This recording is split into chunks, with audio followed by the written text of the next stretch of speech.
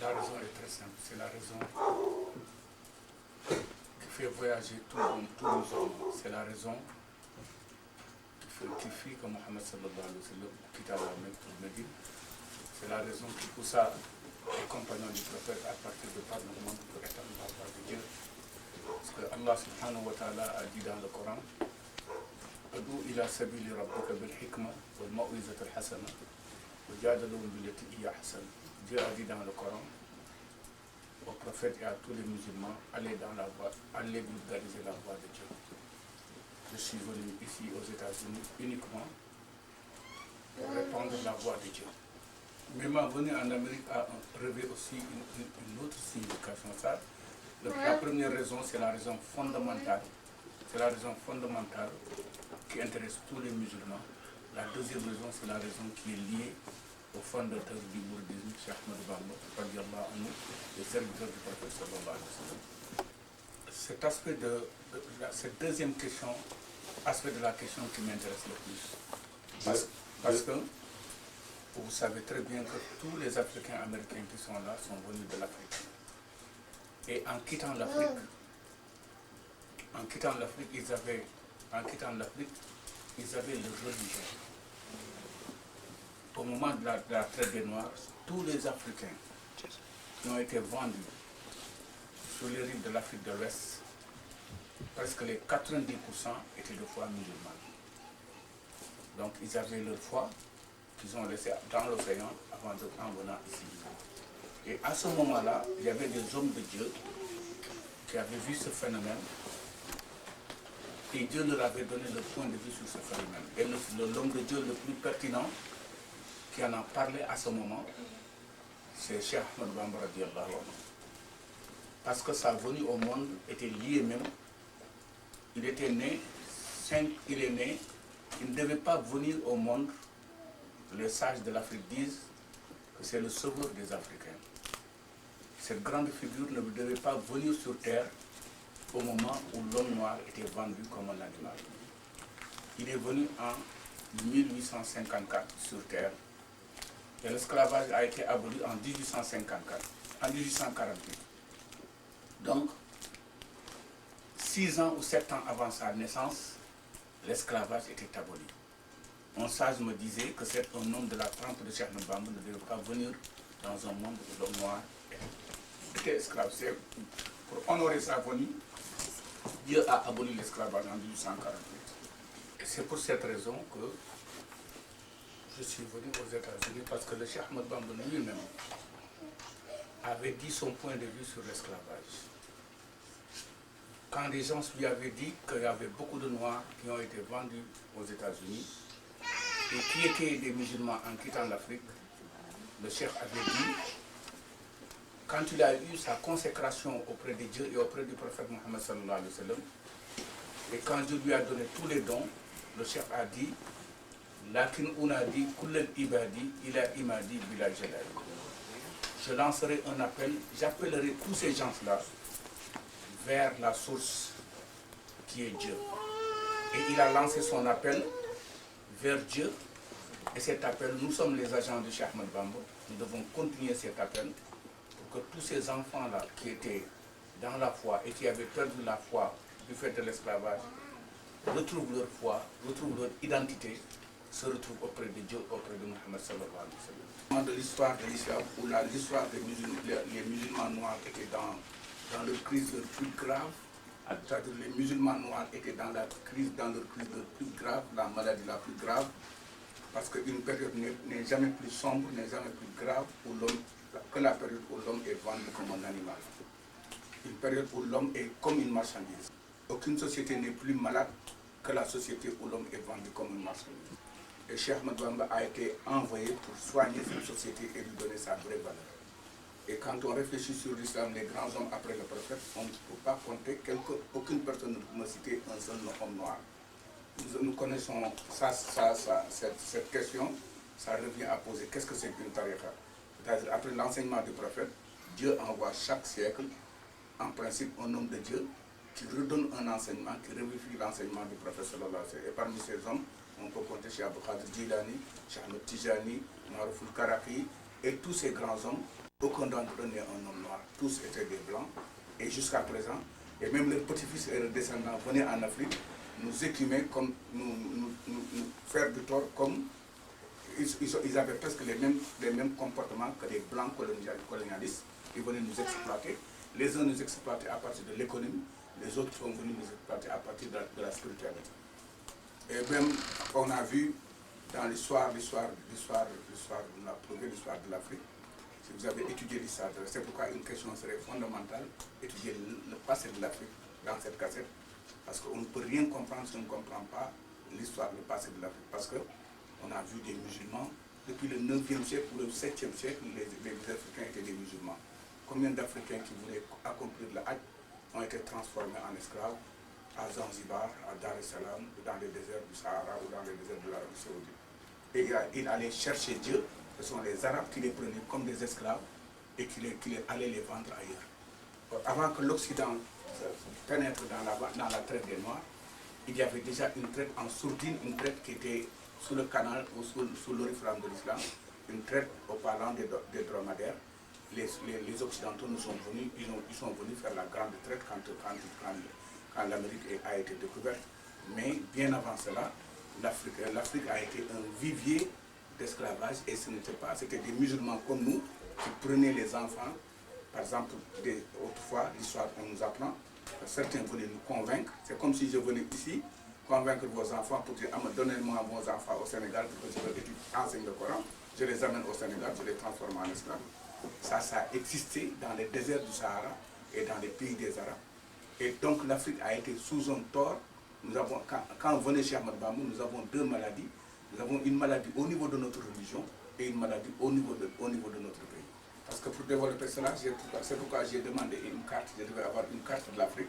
Je vous montrerai les grands ports des esclavagistes français et les grands ports des esclavagistes arabes. Les ports français, c'est de l'Afrique de l'Ouest. Je pense à Gorée, je pense à Saint-Louis, je pense à Ziguinchor, je pense à Accra. Les ports arabes de l'Afrique de l'Ouest, de la colonne de l'Afrique, je pense à Zanzibar, je pense à Dar es Salaam, je pense à tous les pays de la côte qui sont de la côte Est, Zanzibar, Dar es Salaam, tout ceci, ce sont des grands ports d'esclavage arabes. Et de l'autre côté de l'Afrique, Dakar, Gorée, Ziguinchor, Abidjan, Accra, c'était des ports de l'Occident, ce sont les Occidentaux. Donc l'esclavage a été entretenu d'abord, parce que dans un premier temps, il y avait des Arabes mercantiles qui se sont dit que les Africains étaient des animistes. C'était une façon de les transformer en musulmans. Il y a deux façons de transformer l'Afrique en musulman. Comme il y a deux façons de transformer l'Afrique en chrétien. L'esclavage des Arabes avait pour mission d'islamiser les musulmans. Il y avait certains guerriers arabes qui disaient, si on les prend en esclaves et on les vend ailleurs, on les vend dans les pays musulmans, ils seront obligés d'être des musulmans. C'est la même démarche que les Français aussi ont fait. Les évangélistes, les chrétiens qui étaient venus la première fois en Afrique, dans le bateau, qui venaient acheter des esclaves, il y avait trois hommes, un médecin, un missionnaire et un militaire. Et ils prenaient les esclaves, quand ils les vendaient chez les chrétiens, ils devenaient obligatoirement chrétiens. C'est comme quand tu vas un esclave chez un musulman, il devient musulman. Les Arabes, dans leur esclavagisme, ils les vendaient pour qu'ils deviennent des musulmans.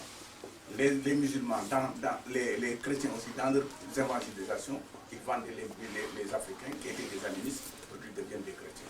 Et de ce côté-là, vous avez Dakar, Saint-Louis, Gorée, Ziguinchor, jusqu'à Accra, toute cette côte-là, tous les pays. C'est pourquoi la plupart des Africains américains sont d'origine ghanéenne ou d'origine nigéria. La plupart d'entre vous sont des Wolofs ou des Yoruba ou des Fulani. Mandingo, quand on voit Kunta Kinte, il était Mandingo, il était du côté du Sénégal et de la Gambie. Donc pour cette question-là, il faut une carte dès demain. Il faut chercher une carte pour que les gens qui vont suivre la cassette sachent que c'est une cassette scientifique, ce n'est pas du bavardage sur la parole. Donc Cheikh Ahmadou Bamba est venu, Dieu l'a envoyé chez nous avec deux remèdes. Le premier remède, c'est montrer l'islam, dégager l'islam vrai de l'islam, de la fausseté, de la violence, du sang, de l'esclavage et du pillage. Parce que l'islam, quand il était venu avant Cheikh Ahmadou Bamba, il y avait même de grands imams africains qui disaient que les Arabes sont nos maîtres. Il y avait des imams qui n'osaient pas prier dans leur langue naturelle. Ils croyaient que si tu ne pries pas en arabe, Dieu ne l'accepte pas. C'est aussi valable dans les églises. Il y a des moments où quand on ne prie pas en latin, on croit qu'on ne prie pas. Et même certains intellectuels arabes, et c'est très grave, certains intellectuels arabes ont été jusqu'à fabriquer de faux hadiths, mettant la race arabe au-dessus des races et la race noire comme une pourriture.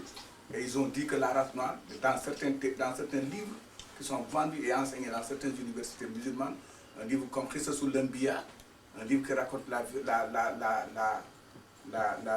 vie des prophètes, ils disent que l'homme noir est créé. L'homme noir est créé à partir de Noé. Quand Noé avait un fils, quand Noé avait été en ivresse, son fils qui se moquait de lui, c'est l'homme qui est devenu noir. Ce sont des mensonges. L'homme noir est le plus vieux homme, l'homme noir est plus vieux que Noé. Est-ce que vous savez, c'est Dieu a créé d'abord l'homme noir avant de créer l'homme blanc. Adam était noir. Et quand on aura un tableau, le professeur Cheikh Anta l'a démontré dans toutes les universités du monde, en prouvant que moins 20 000 ans avant Jésus-Christ, il demande à tous les Occidentaux de fouiller la terre et de contrôler au carbone 14 les fouilles archéologiques. Ils ne pourront jamais trouver un homme noir, un homme blanc qui vivait 20 000 ans avant Jésus-Christ. L'homme blanc a commencé à exister sur terre à moins 20 000 ans avant Jésus-Christ. L'homme sapiens était déjà un noir. L'homme est né dans la vallée de l'Omo en Afrique. Quand l'homme est monté vers le nord, c'est à ce moment-là que l'homme s'est blanchi. Et quand dans certains livres où l'on enseigne l'islam, on dit que Noé avait maudit un de ses fils, et ses fils est l'ancêtre des Noirs. Ouais. Cam, entre Sam, Cam et Yafes. Les Kamites, ce sont les fils, ce sont les Noirs. Or, ce n'est pas vrai, c'est faux. Adam était plus noir que blanc. Jusqu'à présent, l'homme le plus vieux que les archéologues ont trouvé sur Terre a été trouvé dans la vallée de l'Omo au Kenya. Et c'était un homme qui était noir. Cheikh Anta a dit, on ne peut pas trouver à moins de 20 000 ans avant Jésus-Christ un homme qui n'est pas noir sur Terre. Même si on trouve un homme au pôle Nord et qu'il date à moins 20 000 ans avant Jésus-Christ, il sera noir. Tous les hommes pieux qui datent de moins 20 000 ans avant Jésus-Christ, personne ne peut trouver sur Terre un homme à moins 25 000 ans avant Jésus-Christ qui est un blanc. Le blanc n'a commencé à exister que tout récemment. La preuve, tu prends un Africain, nous quand on était étudiants, on s'en va en hiver en France, on fait 2 mois. Quand on rentre en vacances, on nous dit que tu es devenu plus clair. Pendant l'été, quand un Français vient au Sénégal, il fait 2 mois, sa peau se protège contre le soleil, on dit qu'il a brûlé, il a bronzé. Et vous-même, vous avez passé les vacances pour aller bronzer. Et la forme des nez des Africains et des Blancs est liée au climat. Parce que sous les tropiques, sous le tropique du Cancer, le tropique du Capricorne, l'air est chaud. Et Dieu élargit le nez des gens qui vivent là-bas pour refroidir l'air. La forme des nez des Scandinaves et des Français et des gens qui sont dans les pays froids, Dieu rétrécit leur narine pour réchauffer l'air qui est très froid. En décembre, si Emir Hamza part à Touba, 3 jours, il deviendra rouge, il deviendra plus blanc. Et s'il reste là-bas 10 000 ans, il sera totalement noir comme le charbon. C'est plus noir comme moi.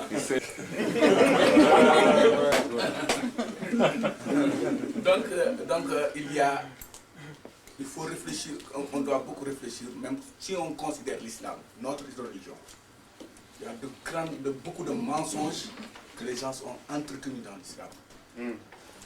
Le prophète Mohammed sallallahu alayhi wa sallam, il est de race noire, il est d'origine noire, sa grand-mère est noire.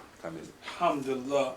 Parce que son grand-père est Abraham, il est descendu du fils d'Abraham qui est Ismaïl, et la mère d'Ismaïl était Agar, c'était une négresse d'Abyssinie.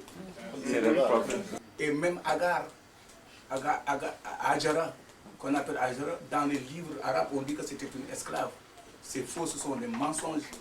Agar était une princesse d'Abyssinie. Et alors, quand Abraham était venu en Éthiopie, avec Sarah, sa femme, la maman d'Isaac, Sarah était une blanche et le roi éthiopien voulait violenter sa femme. Abraham a fait un miracle. Et quand le roi d'Éthiopie a su que celui-là est un prophète, il a pris sa fille pour lui donner en mariage au prophète. Et à ce moment-là, c'était une honte en Afrique d'épouser un homme parce que les Blancs ne savaient pas la circoncision. Abraham n'était pas circoncis et Dieu lui a obligé pour honorer la femme d'être circoncis à l'âge de 80 ans. Abraham, notre grand-père, a fait la circoncision très rarement, très tard. Et c'est Dieu qui lui a dit de faire la circoncision pour honorer la femme. Et Abraham l'a accepté. Vous savez, l'épreuve de la circoncision à 80 ans, ce n'est qu'un ami de Dieu qui peut le faire pour Dieu. Donc et encore en islam, vous savez très bien que Mohamed a épousé une africaine. Et c'est Maria la copte qui venait d'Abyssinie, et Maria était une chrétienne africaine. Et c'est Maria seulement qui a donné naissance à Mohamed, à un enfant qu'il aimait beaucoup, qui s'appelait Abraham. Et la relation entre l'Afrique et l'islam est une relation extrêmement importante. Le prophète, quand il était chahuté, torturé par ses parents, Dieu lui a dit: va dans un autre pays où tu pourras être libre. Il n'est pas parti en France, parce que c'était des sauvages à l'époque. Il n'est pas parti en Inde. Il est tourné en Abyssinie, en Afrique. C'est là où il est parti en exil avec ses compagnons. L'islam, l'Afrique a été le refuge du christianisme, l'Afrique a été le refuge de l'islam en Mohammed sallallahu alayhi wa sallam. Tout ceci, quand je vous le dis, je ne soulève pas les Africains contre les autres. Nous n'avons pas cette prétention. Mais l'essentiel, c'est que l'Africain sache qui est-il.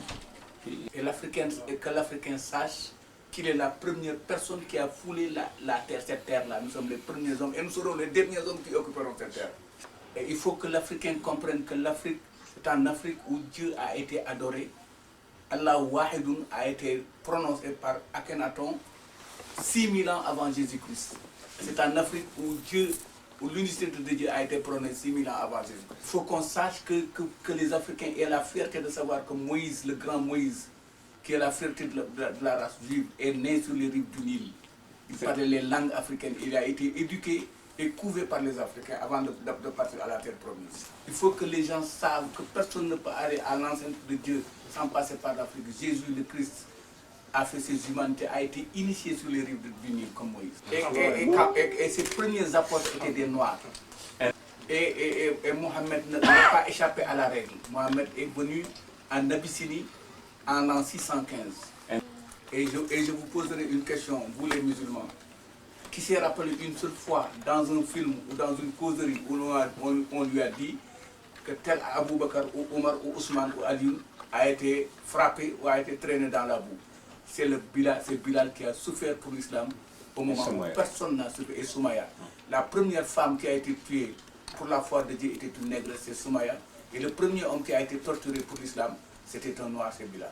Demain, je vous donne le temps jusqu'au moment où je partirai interroger à tous vos imams, qu'ils soient wahhabis, qu'ils me disent un seul hadith qui a été rapporté par Bilal, qui a été avec le prophète durant tout son apostolat, qui a fait l'azan tous les jours avec lui, et même des singes ou des petites filles ont rapporté des hadiths sur Bilal. Les commerçants malheureux qui étaient passés à Médine même ont rapporté des hadiths, et les gens se masturbent avec ces hadiths. Bilal qui 5 fois par jour, était son azan, qui le jour du Mi'raj, en ce mois-là, quand Dieu éleva le prophète au ciel, quand Gabriel voyait un pied devant le prophète, toujours un pied d'homme, et le prophète disait: Gabriel, qui est ce pied-là? Ce pied, c'est de qui? Gabriel lui a dit: c'est le pied de Bilal. La preuve, le jour de la victoire, quand le prophète a pris la Mecque, il y avait les faux dieux des Arabes sur la Kaaba. Quand le prophète a dit: détruisez ces dieux, personne n'osait s'approcher à ces statues-là.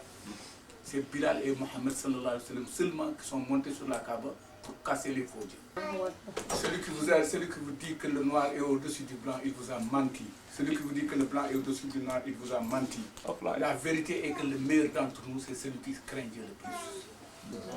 Le Cheikh Ahmadou Bamba a dit Izakramul ibada indallahi aktsarum taqwa bil istibahi. Donc, ce passage-là que je viens de vous dire, je ne vous soulève pas, je ne vous soulève contre aucune race. J'ai tout simplement montré, je voulais vous montrer les falsifications de l'histoire, les grands mensonges de l'histoire. Au sein de l'islam, vous avez vu même des mensonges. Et Cheikh Ahmadou Bamba a été un homme qui est venu nous prouver le vrai Coran, le vrai islam, qui est la vérité dans l'islam. Et quand on connaît la vérité, c'est à ce moment-là qu'on peut être un vrai musulman. Qu'est-ce qu'un vrai musulman? C'est un musulman tolérant. Et quand, dans la question de Wali Akbar, il me demande qu'est-ce qu'on peut apporter aux États-Unis, je peux leur apporter deux choses. Peace and love, la paix et l'amour. L'amour de Dieu, l'amour de son prochain, l'amour de l'homme et de tous les hommes. Pourquoi la question qui est liée à la pauvreté, pourquoi les pays musulmans sont les pays les plus pauvres? C'est une question très simple. Tous les pays signent un pacte avec Dieu. 6000 ans avant Jésus-Christ, quand les Africains ont adoré un seul Dieu sur les rives du Nil, Dieu a fait de l'Égypte le pays le plus fort du monde. Dieu leur a donné des architectes qui ont construit des pyramides que les hommes ne connaissent jusqu'à présent. Dieu leur a donné des hommes qui ont fait des constructions qui étonnent les hommes les plus malins de notre siècle. Ils ont eu des connaissances, les mathématiques d'aujourd'hui sont nées sur les rives du Nil, l'agriculture et toutes les sciences avec lesquelles se masturbe l'Occident sont nés là-bas en Afrique sur les rives du Nil. Les Grecs qui ont civilisé les Occidentaux étaient venus là-bas comme des sauvages. Et les Égyptiens leur enseignaient la science et les techniques. Ils sont partis en Grèce et ils ont enseigné l'Europe et l'Europe est venue nous tromper maintenant. Et toutes les musiques, tous les instruments de musique que nous connaissons, nos koras et tous, les premiers instruments de musique que l'homme a connus sont nés sur les rives du Nil. Mais quand ce peuple-là a trahi Dieu, Dieu les a avilis et les a humiliés. Et le nègre est devenu un couillon, un homme qu'on trompe, un homme qu'on blesse partout. Tu prends un autre peuple, le peuple d'Israël. Dieu a dit dans le Coran au peuple d'Israël, je vous ai mis au-dessus de toutes les races. Et Dieu prenait ses amis et il les envoyait au peuple d'Israël. Zacharia, Yahya, Zelkifli, Ilias, Eliasei, Idriss, Yacoub, tous sont des prophètes de Dieu. Et Dieu en a fait un peuple élu. Mais quand ils ont trahi Dieu, Dieu les a amenés jusqu'en Angleterre. Des gens qui ne connaissaient pas Dieu les a humiliés et les tués comme des mouches. Et c'est la raison pour la même raison que les pays musulmans, quand le prophète Mohammed sallallahu alayhi wa sallam leur a donné la lumière et la foi en Dieu, Dieu leur a dit Antumul a'lawna in kuntum mu'minina, vous serez les meilleurs tant que vous serez des croyants. Quand les Arabes n'ont plus de croyants, quand les musulmans n'ont plus de foi, ils n'ont plus de courage, Dieu a enlevé sa lumière. C'est pourquoi les pays musulmans sont maintenant les pays les plus pauvres parce qu'ils ont trahi Dieu. Et Dieu les a maudits eux aussi. Il les a partagés comme des animaux entre les Anglais et les Anglais et les Français. Les Anglais ont pris tous les pays musulmans jusqu'à la Mecque. Les Français ont pris les autres musulmans jusqu'au Sénégal. Et les musulmans sont devenus très malheureux. Et Dieu a dit Antumul a'lawna in kuntum mu'minina. Le prophète nous a quittés en 632. En 732, Bordeaux était déjà musulman. Ils étaient plus forts que les Français. Ils ont pris l'Espagne, ils ont pris la France, ils ont parti jusqu'au du Pyrénées au Mandchourie. Parce qu'ils avaient la foi. Dieu a dit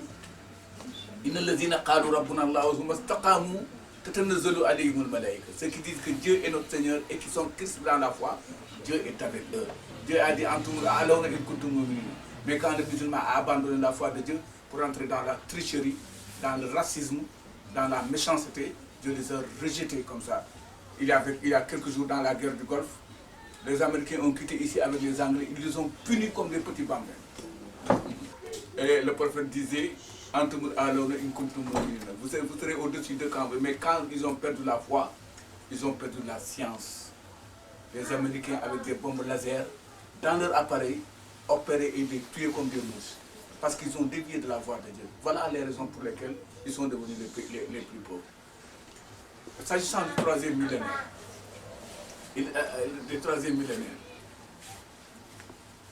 le troisième millénaire coïncide avec l'ère du Verseau. Quand Jésus était venu, Jésus a marché, nous avons marché sur l'ère du Poisson.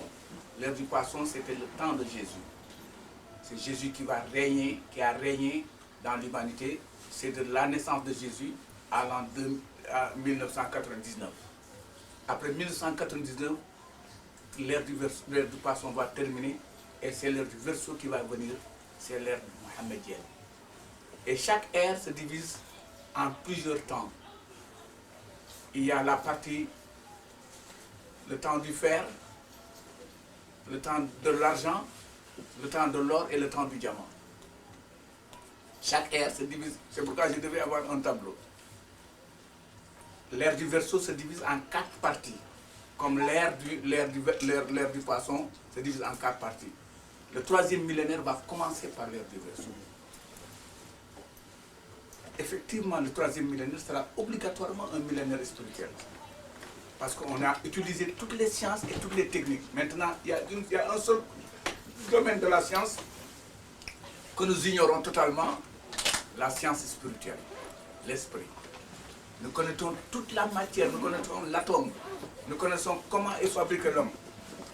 Mais ce que nous ne connaissons pas, qu'est-ce que c'est l'esprit?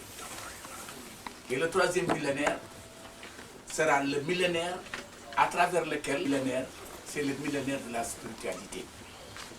Au deuxième millénaire, on a inventé l'écriture, on a inventé la réaction, on a trouvé le micro. Toutes les connaissances liées à la matière ont été maîtrisées. Le troisième millénaire, au début du troisième millénaire, l'homme ignore tout ce qui est lié à l'esprit. Et le troisième millénaire, c'est l'ère du Verseau, c'est l'ère mohammedienne. La Nour mohammedienne va resplendir et l'islam sera la religion qui régnera sur le monde. Ça, personne n'en peut rien. Ce sont des réalités cosmiques. Nous venons de terminer l'ère du Poisson. Nous allons affronter l'ère du Verseau. Et tous les savants, tous les astrologues savent que c'est l'ère, cette ère-là, c'est l'ère de la haute spiritualité. Le premier millénaire a été un millénaire de la matière. Nous avons créé l'arme atomique. Le deuxième millénaire, le troisième millénaire sera le millénaire de l'esprit. Il y a une trilogie. Le monde est comme le corps. Le corps humain, c'est composé du corps, du cœur et de l'esprit. Le premier millénaire, c'était un millénaire du corps, où les hommes, depuis Bouddha, Lao Tse, les hommes ont essayé de maîtriser leur corps. Le premier millénaire a été un millénaire, c'est là où il est sorti tous les arts martiaux. The sun. The second millennium is Jesus millennium. L'amour, le cœur. Love. Mohammed est le prophète qui symbolise le troisième millénaire, c'est l'esprit. Et chaque millénaire se divise en 4 parties, ce qu'on appelle les ères. Il y a une partie de l'ère du fer, de l'argent, l'ère de l'argent et l'ère de l'or. Ceux qui préfèrent le chiffre 5 diront et l'ère du diamant. La partie ferroviaire, si vous voulez, de l'ère du fer, c'est le début, c'est souvent difficile. Et ça se caractérise par de grandes bagarres, par de grands comportements et des difficultés. Après cette ère de difficulté viendra, les choses vont s'adoucir jusqu'à l'âge d'or. L'âge d'or du troisième millénaire, c'est l'âge où les hommes parleront avec les anges, parleront avec les animaux, comme tout à l'heure au début. C'est ce que les compagnons de Jéhovah appellent le paradis terrestre. Et il arrivera un moment où l'homme comprendra Dieu, Dieu comprendra l'homme et les hommes se comprendront. L'homme maîtrisera la nature comprendra l'homme. L'homme mettra l'animal à sa place, l'homme mettra la plante à sa place. Ce sera l'âge d'or. Et cet âge d'or, c'est ce que nous, les nous, que l'on appelle l'âge où l'homme est devenu le lieutenant de Dieu sur terre. Et le cœur, pour le cœur, je comprends, le cœur dans le développement, le cœur, le prophète sallallahu alayhi wa sallam disait à ses compagnons, un jour il avait tué un mouton. Il dit à ses compagnons, donne-moi la meilleure partie. Les gens lui amenaient le jugot, les autres lui amenaient le pancréas, mais Abu Bakr Siddiq radiallahu anhu amena le cœur. Le prophète lui dit, Sadaqta Abu Bakr, tu as raison, c'est cette partie qui est la meilleure dans l'homme. cette partie est meilleure, est bon, tout est bon dans l'homme. Si cette partie est mauvaise, tout est mauvais dans l'homme. Le cœur, sans un bon cœur, il est inutile de parler de développement, il est inutile de parler de spiritualité. Et à la question de Wali qui demande le cœur et le développement, le cœur est l'alpha et l'oméga du développement.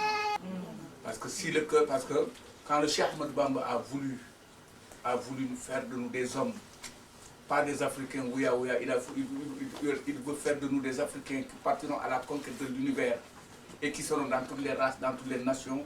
Il a purifié d'abord notre cœur. Et que personne ne peut accéder à l'enceinte scellée de Dieu sans avoir un cœur pur. Le prophète sallallahu alayhi wa sallam a dit, Dieu ne regarde pas vos figures, il ne regarde pas vos habits, bal, il regarde vos cœurs. Et Wali me demande la dernière question, la conclusion sur l'avenir. L'avenir, on dit, les penseurs disent, là il y a le mot Vada, il a le mot Vada. Personne ne connaît demain que le Seigneur de demain. Mais l'avenir, je vous demande d'être très fiers, d'être très serein pour l'avenir. C'est un verset du Coran, de la sourate Rahdi, la sourate le tonnerre, que je vais vous donner pour l'avenir. Dieu dit dans cette sourate, Inna Allah la yughayyiru ma bi qawmin hatta yughayyiru ma bi anfusihim. Je ne changerai les conditions d'un peuple tant que ce peuple ne s'est pas levé pour changer lui-même ses propres conditions. Donc pour l'avenir, je vous dirai stand up, stand up, stand up, stand up. Takbir! Allahu Akbar! Takbir! Allahu Akbar! Takbir! Allahu Akbar! Allahu wahidun! Allahu wahidun! Allahu wahidun! Allahu wahidun! Allahu wahidun! Allahu wahidun! Allahu wahidun!